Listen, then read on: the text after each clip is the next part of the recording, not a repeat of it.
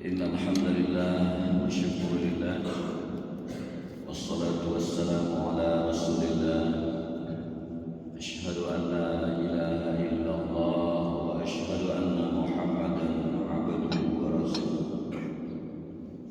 Allahumma fasalli wa sallim wa barik ala sayyidina Muhammadin wa ala alihi wa ashabihi ajma'in. Apa kabar Bapak Ibu semuanya? Alhamdulillah, luar biasa, Allahu Akbar. Alhamdulillah, pada subuh hari ini kembali kita bersua di Masjid Agung Aceh Tengah, Kengon ya. Kalau nggak salah saya ini yang kedua kali saya kesini. Tahun berapa dulu Pak Amri saya kesini? Ya lebih kurang. Prof Farid masih hidup waktu itu. Mudah-mudahan Bapak dan Ibu masih ingat. Dan kita berselawat kepada Nabi kita Muhammad sallallahu alaihi wasallam. Ini sudah masuk bulan Rajab.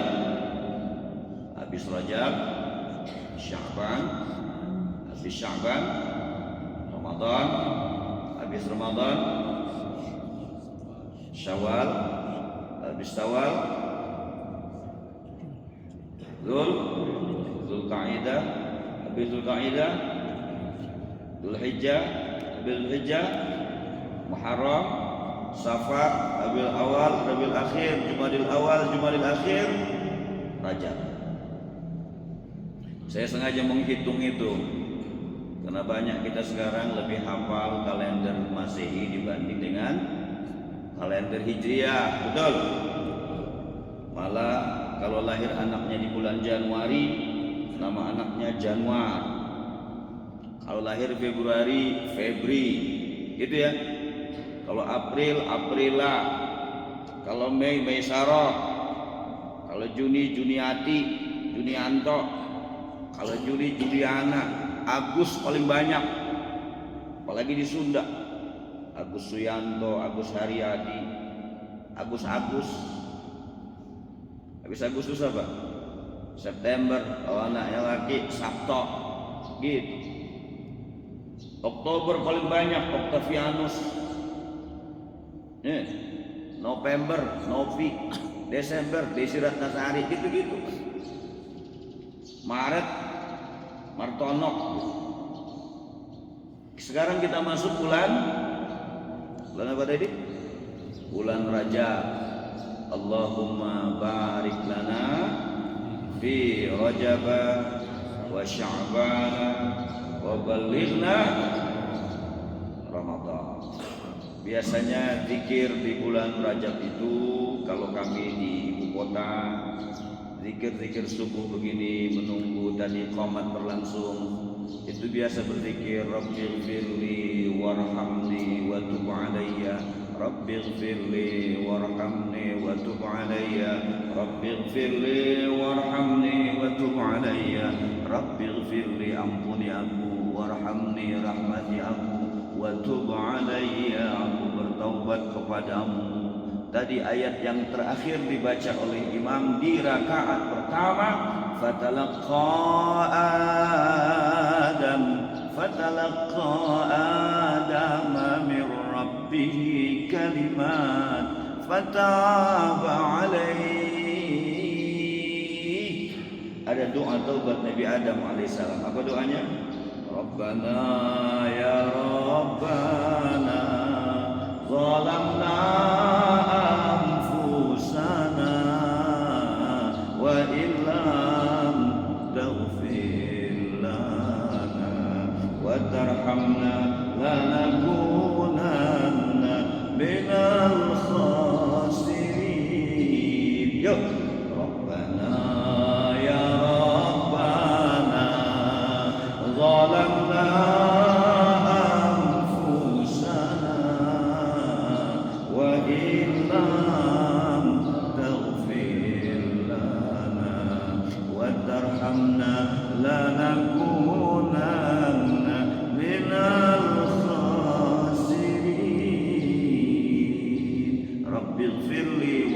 warhamni wa tub alayya. Bapak Ibu yang dimuliakan Allah, wabil khusus pengurus Masjid Agung Ruhama, kasih sayang, Masjid Agung Ruhama Takengon Aceh Tengah dan seluruh jajarannya yang kami muliakan.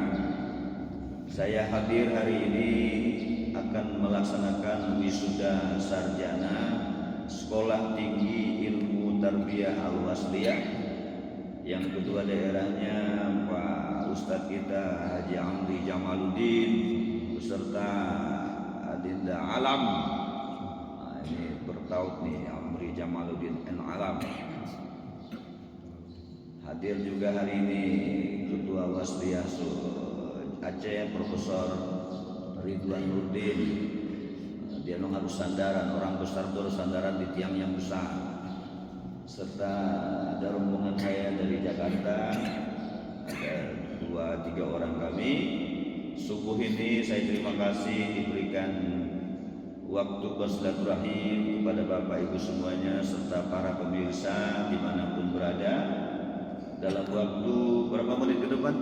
10 menit ke depan ya? 10 sampai 15. Kalau 10 sampai 15 satu saja kaji kita pagi. Sayati zamanun ala ummati sittatun gharibatun fi sittati mawadhi. Baginda Rasul sallallahu alaihi wasallam ketika duduk dengan sahabat di Masjid Nabawi, beliau bersabda, sayati zamanun ala ummati sittatun gharibatun fi sittati mawadhi. Baginda Rasul menyebut Allahumma salli wa sallim alaihi. Baginda Rasul menyebut sayati zamanun ala ummati. Pada satu saat nanti akan terjadi pada umatku itu, kata Rasul, sittah, ada 6 hal. Berapa Pak? 6. Saya sengaja mengambil angka 6, bukan 1, 2, 3, karena 1, 2, 3 repot urusannya. Tapi kalau 6 netral. Sayati zamanun ala ummati sittatun gharibatun. Akan terjadi keanehan nanti, ada 6 hal kata Rasul yang terjadi pada umatku. Fi sittati mawadhi. Yang 6 itu terjadi pada 6 situasi atau 6 hal atau 6 tempat. Berapa tadi? 6 ya. Cuman kita bahas 1 saja. 15 menit satu lah. 1 lagi tahun depan insyaallah panjang umur. Dari yang 6 itu 1 saja. Apa itu yang pertama? Ada 6 keanehan yang terjadi di akhir zaman kata Rasul. Kapan itu? Bisa jadi sudah terjadi, bisa jadi sedang terjadi, atau akan terjadi. Apa itu? Yang pertama, al-masjidu gharibun. Masjid akan dianggap aneh. Fi baini qaumin, bila masjid itu dibangun di sebuah kota, di sebuah daerah, di sebuah kampung, di sebuah wilayah, di sebuah perumahan. Fi baini qaumin la yusalluna fi, tetapi orang-orang yang berjiran dengan masjid itu enggan untuk sholat di masjid ini. Ini satu sab berapa jumlahnya Pak Ketua? 120-an. Tadi satu sab setengah. Makanya saya nggak mau dari tadi sab depan Pak. Mau lihat. Saya nggak mau sab depan disuruh sama beliau. Ke depan. Nggak mau saya Pak. Belakang dulu. Lihatin situasi. Dan setelah saya lihat qomat, baru saya maju ke depan. Berarti 120 tambah setengah. Berapa ini kira-kira? Subuh kira-kira. Lebih kurang 200. Kapasiti berapa Pak jumlah ini masjid? 5.000. Insya Allah kalau Jumatan penuh Pak ya? Penuh. 5.000 kalau Jumatan Baginda Rasul pernah ingatin kita, kalau ingin melihat kekuatan umat Islam, jangan lihat Idul Fitrinya, pasti ramai. Jangan lihat Idul Adhanya, di Aceh lebih ramai. Tahu saya, kalau di Aceh itu Idul Fitri nggak berapa banyak, tapi kalau Idul Adha ramai pasti. Tapi lihatlah, jangan lihat Jumatannya, insya Allah penuh. Tapi kalau ingin melihat kekuatan umat Islam, lihat ketika jamaah subuhnya. Itulah menggambarkan kekuatan umat Islam di sebuah kampung, di sebuah kota, di sebuah wilayah, di sebuah negeri. Kalau salat subuhnya masjidnya ramai, itu artinya kualitas keimanan umat Islamnya jempol. Tapi kalau sholat Jumatnya ramai, subuhnya kagak, kata orang Jakarta. Maka kemarin saya bilang sama Pura Ridwan, di Aceh masjid raya-raya, ayo subuh-subuhan orang katanya. Benar apa tidak? Mohon maaf, ini MP pula yang tahu di sini. Tapi bersyukur subuh ini luar biasa. 200 orang di kota yang seperti ini, udaranya sejuk, ramai datang. Subhanallah, alhamdulillah, alhamdulillah. Insyaallah mudah-mudahan ada yang bawa anak pagi ini datang ke sini. Nah, siapa temannya sholat subuh hari ini? Ada ayah dampingin? Abang ya, betul ya. Ini luar biasa, jempol nih Pak. Tolong dicatat Najir Masjid, kalau ada yang subuh anak kita datang di sini, kasih hadiah mereka. Karena menurut saya di subuh seperti ini dingin, ada anak yang ke masjid, cari orang tuanya. Saya yakin orang tuanya itu hebat. Kenapa? Berhasil mendidik anaknya untuk sholat di masjid di subuh hari. Jadi kalau Bapak tanya saya, siapakah orang tua yang sukses? Orang tua yang sukses adalah yang mampu membawa anaknya di subuh hari ke masjid. Itulah orang tua yang sukses. Siapakah orang tua yang sukses? Anaknya punya jabatan tinggi biasa. Siapakah orang tua yang sukses? Anaknya pintar biasa. Tapi siapakah orang tua yang sukses? Yang membawa anaknya di subuh hari, dia bangunkan tuh anak ke masjid. Menurut saya itulah orang tua yang sukses, dan kita perlu belajar dengan dia. Saya tidak termasuk orang sukses ketika saya zikir di masjid ini, sholat di masjid ini, tapi anak kita masih ngorok di rumah.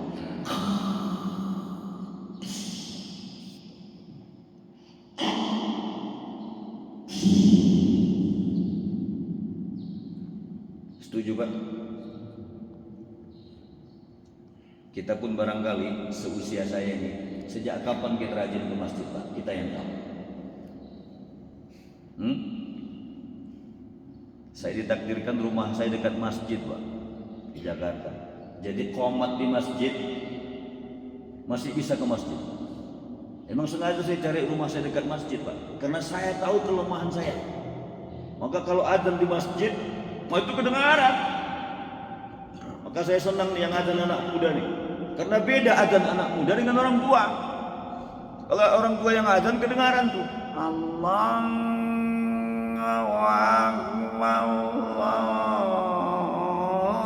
Akbar, dari adzan udah ketahuan gitu.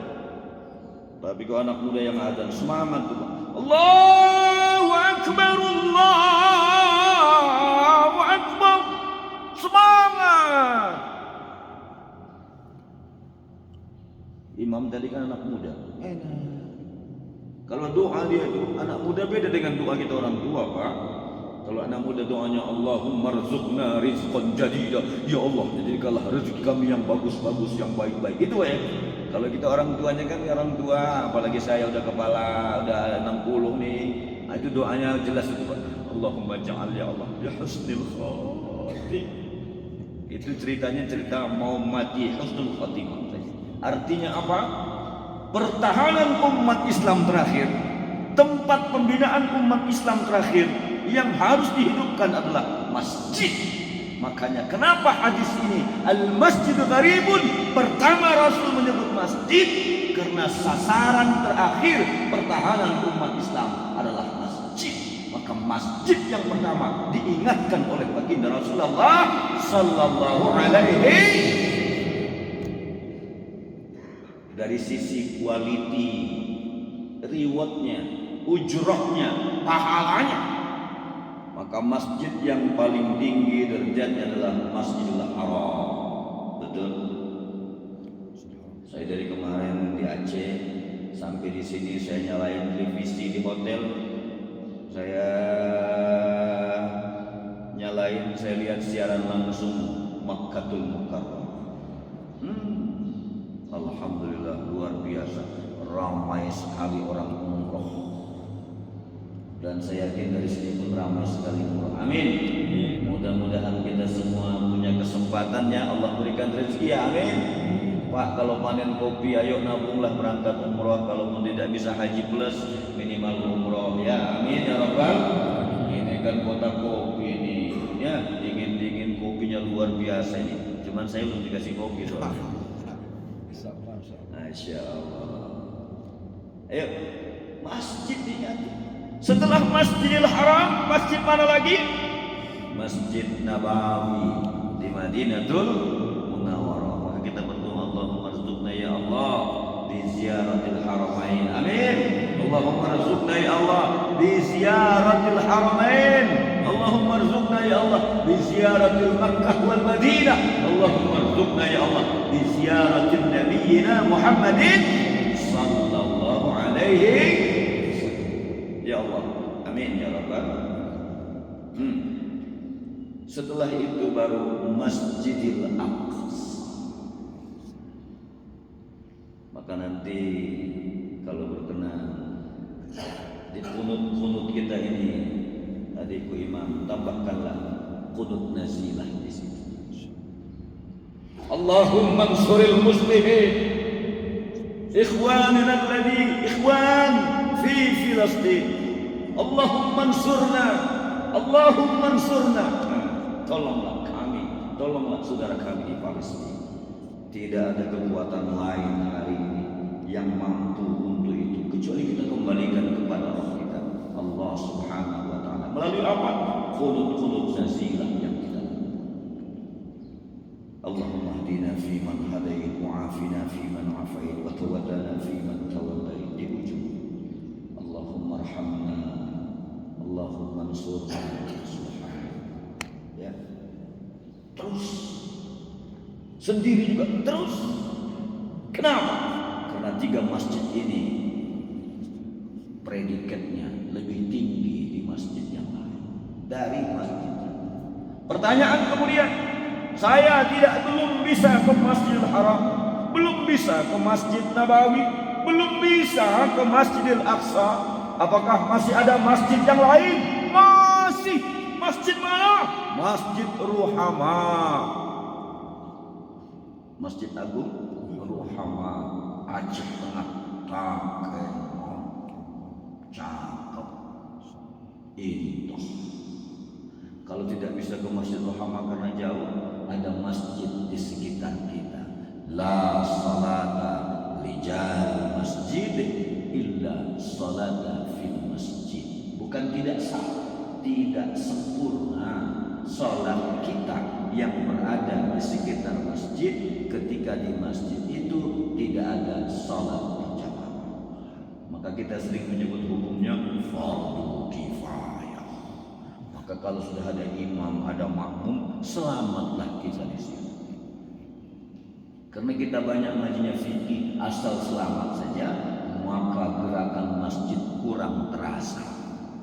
Tapi ini luar biasa, di hari biasa, di hari Kamis ini ramai luar biasa. Apalagi dari Ahad, saya yakin ini biasa. Apalagi kalau majlis ulama di sini membuat ada yang disebut dengan wisata rohani yang dimulai dengan salat berjamaah bareng di kemudian kita buka pasar di subuh-subuh. Kemudian bagaimana supaya dirame masjid? Ada resepnya. Kami udah coba di Jakarta, di beberapa masjid. Apa resepnya, Pak? Orang sering bilang habis subuh majlis taklim kasih sarapan, itu biasa. Tapi coba boleh besok diumumkan di sini sebelum khatib naik ke mimbar. Besok kan Jumat kan? Itu pengumumannya apa biasa tuh? Bapak-bapak, saudara-saudara, sebelum khatib naik ke mimbar ada beberapa pengumuman yang kami sampaikan. Apa biasa disampaikan pertama? Pasti masalah keuangan masjid, pemasukan dan pengeluaran. Itu pasti, se-Indonesia sama itu. Dan itu merupakan kebanggaan mengumumkan itu. Apalagi tabungannya banyak. Alhamdulillah, pengeluaran kita sekian, pemasukan sekian. Sisa tabung Jumat kita ada yang 100 juta, ada yang 50 juta. Saya pernah mendapatkan di ibu kota itu sisa tabungannya 300 juta di sebuah perkantoran. Dan itu bangga sekali ketua masjid yang mengumumkan.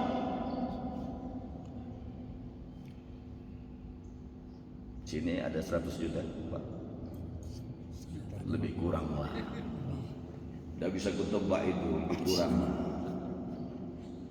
Maka besok diumumkan. Hadirin jamaah yang dimuliakan Allah Subhanahu wa taala. Sebelum khatib ke mimbar ada pengumuman yang perlu kami sampaikan. Untuk pemasukan dan pengeluaran silakan lihat pada papan pengumuman kami. Tapi yang perlu kami sampaikan adalah uang yang ada di kas masjid ini 100 juta. Dari 100 juta itu 50 juta kami siapkan untuk modal jamaah masjid yang khususnya terkena rentenir, yang terkena pinjaman online yang bunga berbunga. Banyak di sini, Pak. Ada, nggak bisa dipungkiri itu ada. Hari ini kami buat kesempatan kepada jamaah yang ingin untuk usaha lontong sayur, yang ingin untuk usaha bakso, yang ingin usaha untuk fotokopi, kami berikan pinjaman maksimal 2 juta, minimal 500.000. Pencairannya silakan datang besok 4:30 pagi di masjid ini. Saya yakin, Pak, tidak 200 jamaah seperti subuh ini. Kalau diumum besok Jumat, insya Allah hari Sabtu Minggu bisa saya garanti ini setengah bisa datang. Kenapa? Karena akan ada pencairan untuk pinjaman kredit tanpa bunga. Ada protes jemaah majlis ke saya. Pak Kiai, nanti orang tuh tidak bayar itu 50 juta tuh nggak bayar tuh, habis uang kita. Saya mau nanya, itu uang bapak atau uang jamaah? Uang jamaah. Kalau uang jamaah, ngapain bapak pusing?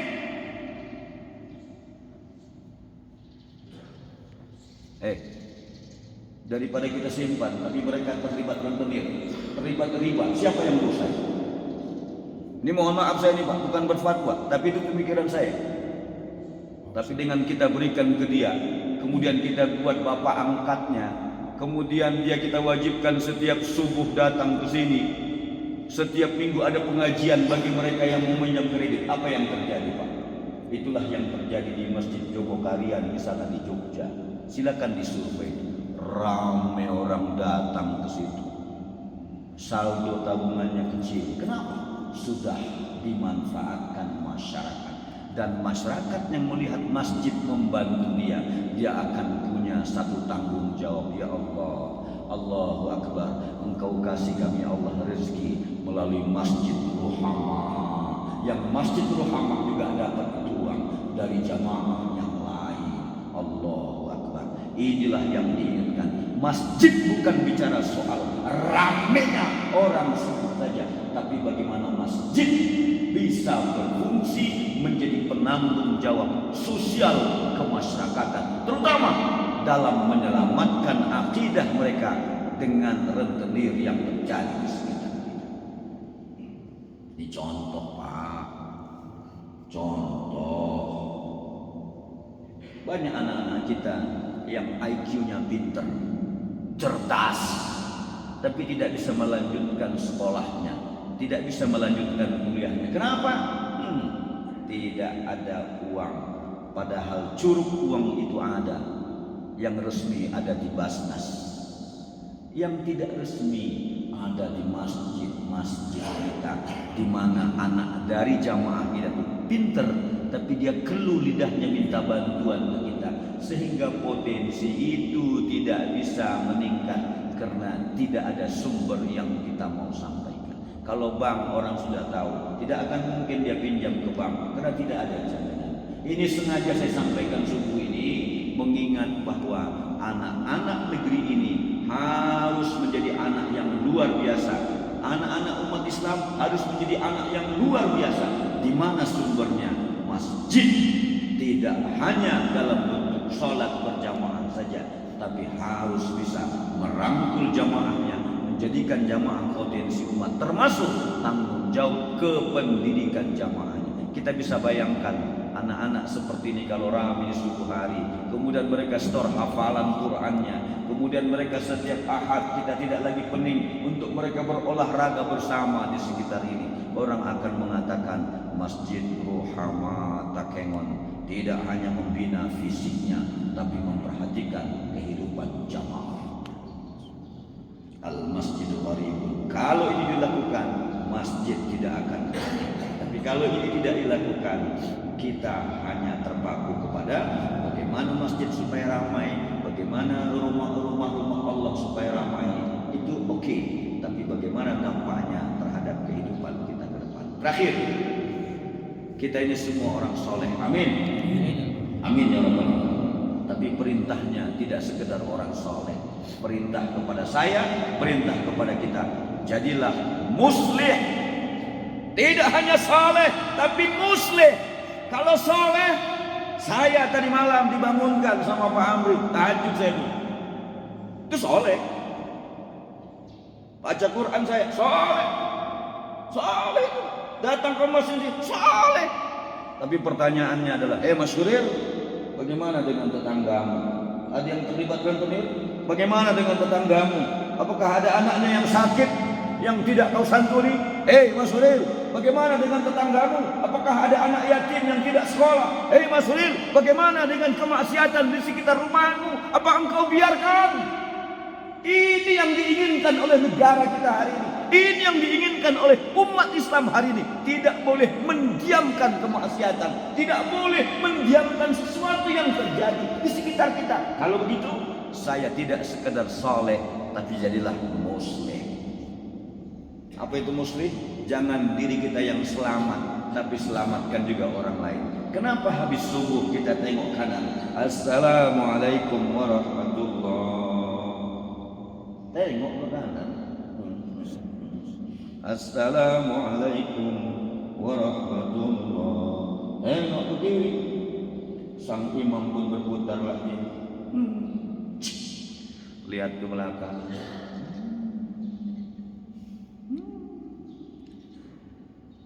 Kita pun habis selawat aja. Allahumma sholli ala Muhammad ya Rabbi sholli alaihi.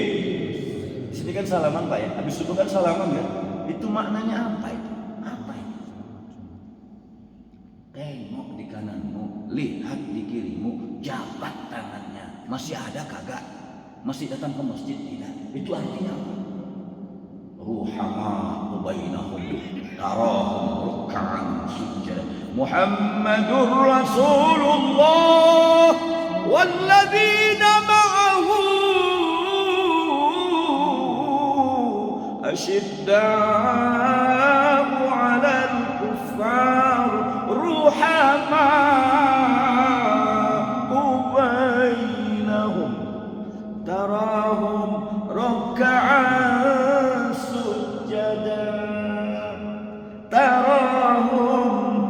ruk'an sujada simahum fi wujuhihim min asaris sujud.